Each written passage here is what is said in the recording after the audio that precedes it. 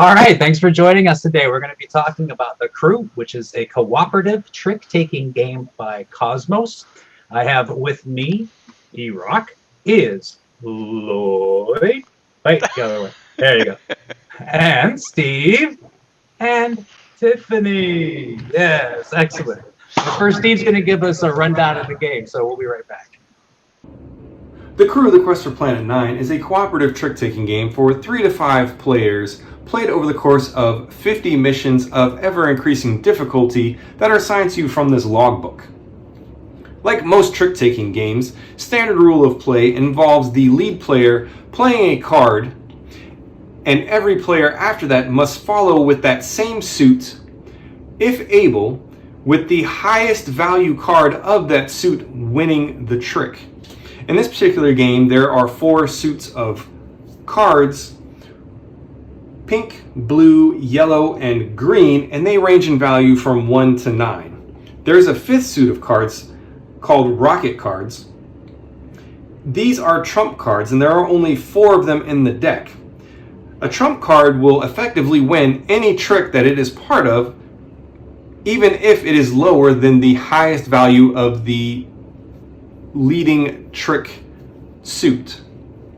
There's also a secondary deck of cards that are smaller, and these are exact duplicates of the main deck minus the rocket cards. These are how your missions are going to be assigned to you, and will be paired up with some of these tokens, which will tell you which particular order things need to be won in. Okay? For example, if I were to take these 4 cards and they were dealt out in this order, the 1 card would need to be won as the first book, and so on and so forth. I could not win the 9, the trick containing the 9, before I won the trick containing the 1. Okay?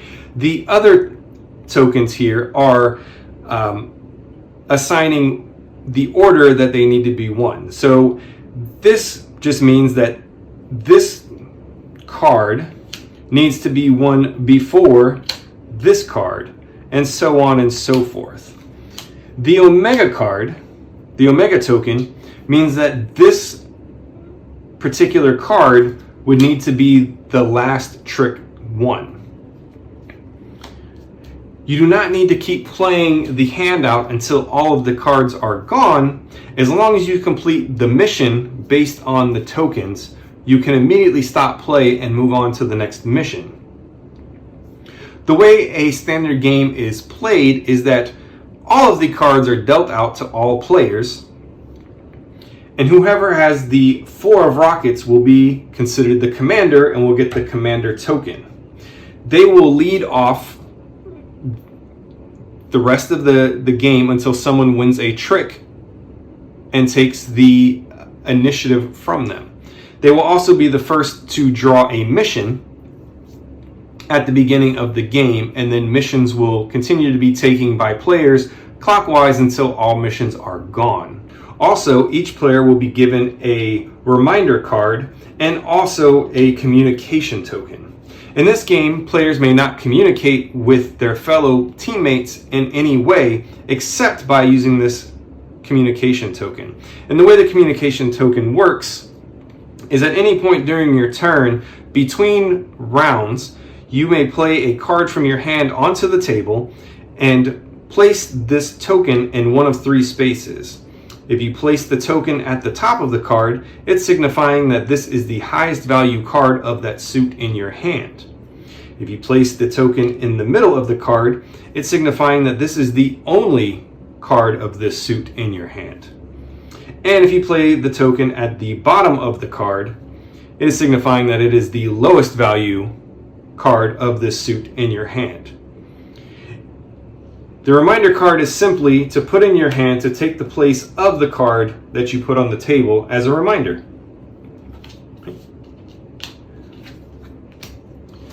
The play will continue until the entire mission is met by winning all of the tricks that are required in that mission, and then you can move on to the next mission in the logbook.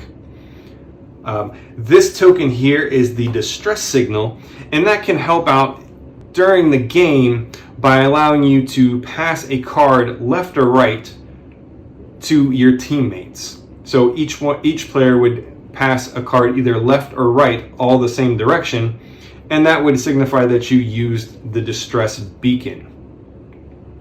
And once you've completed all 50 missions over the course of many plays, you will have completed the quest for Planet 9 and have won the crew. All right, and we are back, and I was just kidding. That was obviously Lloyd that gave us the walkthrough there. So, a little entertaining for everybody. Excellent. So why don't we start it off with what we liked about this game. Tiff, what did you like about the game? I think it's fun. I will be honest, I don't really get this game. It took me a long time. I never really got my brain wrapped around it, so that might be part of the fun for me, is the challenge of trying to learn it. But it's just really fun, and every time I've played, I found myself wanting to come back for more. So it's just a good time. Yeah, indeed. And I can attest to that. She has had a good time every time we played that game. What about you, Lloyd? What do you think?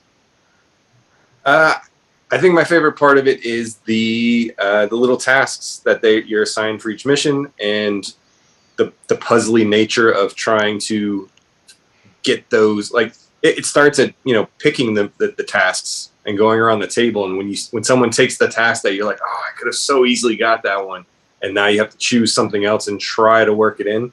I just like the puzzly aspect of it. I think. Yeah, I agree. It works really well as a cooperative game, trying to figure that out as a group. I'm kind of going to piggyback off of you there, because my favorite part of the game, also the task, but it's more of the progression of the tasks. The fact that you start with, there's 50 different tasks in there, and it starts with the simplest thing that you could possibly imagine and builds up to really complicated maneuvers that you're trying to perform. And I think it really does a good job of teaching you how to do this cooperative trick-taking game as you go through these steps. What do you think, Steve? Yeah, I grew up playing trick-taking games, right? And I've always liked trick-taking games, and I've played games like Hanabi, cooperative games that are very puzzly, but I just, like a cooperative trick-taking game that just seems so orthogonal, right? Like trick-taking is cutthroat, Yeah, absolutely. But cooperative trick-taking, that'll never work, but it works. I mean, I'm sort of, blown away that somebody figured this out. I agree with you. Hundreds of years of people playing trick-taking games, and nobody's ever thought of this. It's one of those things, right? Well, what didn't you like about the game, Steve?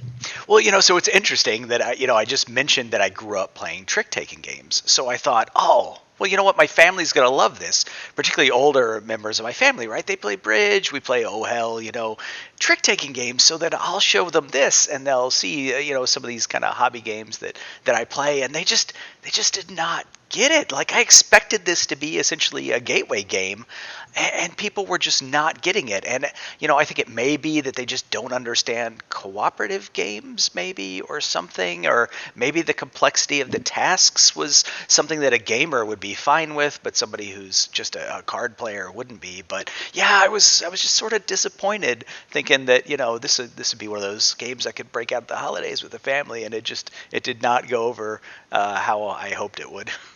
Well, that's an interesting perspective. Hey, babe, what did you think was your dislike? So it was kind of the flip, like the inverse of that. I have no experience with trick-taking games, and I felt like that was the biggest obstacle for me, like just that lack of history. And I know, like Eric, you and I, we both kind of kept thinking, like, well, gee, if I had this history, if I had a knowledge of trick-taking games like he did and like his friend did that we played with, then maybe I would be quicker with getting it and it would click faster for me. We just kind of figured that was our obstacle that we were facing that kept me from really ever understanding it. Yeah, that's a good point. And it's interesting that those two perspectives still had some kind of static in between them. What do you think, Lloyd? What didn't you like about the game? So I think the thing I don't like, and I like it, but I think it's the reason why I don't like it is because it's confusing to a lot of people, is the little communication token. And a lot of trick-taking games, at least as we were discussing earlier, like team-based trick-taking games, there's a lot of communication between team members with whenever you're playing certain suits and playing cards out, and even body language and stuff, like kind of like what you do in the mine, where you just put your cards down and sit back for 10 minutes because you've only got a 50. And this, it almost feels like you're cheating if you're doing anything other than that. And I did have, players that were like very strict about about the token. And if you did anything else, they're just ready to throw their hands in and start over because they were that serious about it. And then I had other people who they didn't care about the token and just wanted to, trying to move stuff. Like they didn't grasp the concept of once you put the token down, that's it. And the timing, it doesn't have to be done right at the beginning. There's just a lot for something so simple as a token that says high, low, or only of a card or of a suit. It makes a lot of miscommunication and confusion of when is the best time to play it, because you don't have to play it at the beginning of the round. You can play it anytime in between tricks. So I don't know. That's such a simple thing to confuse so many people and have so many variations of feelings of it. I think that, I don't know. That's been the biggest cause of problems with all of our games. I agree with you, really. It seems somehow like it just complicates the game somehow. Like it's hard to understand, and the timing's what was really the hard thing to get. Because I agree, everybody just wants to put it out right away. Like, here's my highest card, here's my only card. But yeah, later on it could be much better. Right, Steve? Yeah, I mean, it mutes table talk a little bit, which is, I like table talk, right? But certainly waiting to play the communication token is probably half the time the right thing to do, and most people just don't understand that. They want to play it, and sometimes they don't even understand. Like they want a clue that they have the 7, but they can't because it's not their highest or their lowest. But maybe it's somebody's trying to take, and so they can't even clue it, and they're confused, and so yeah.